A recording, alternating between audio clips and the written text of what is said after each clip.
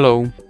In this video I will show you how to set up VPN on SONY Xperia 10 Mark IV.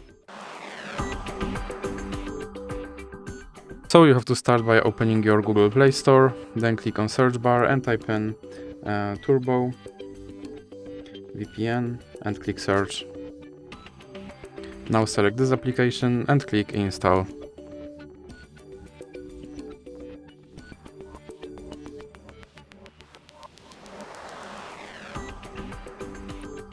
Now you can click open and click on agree and continue.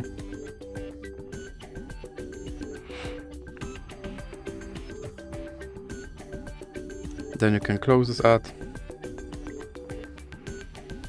and here click on allow and then click consent. Now you have to click on this button to start your VPN and click OK.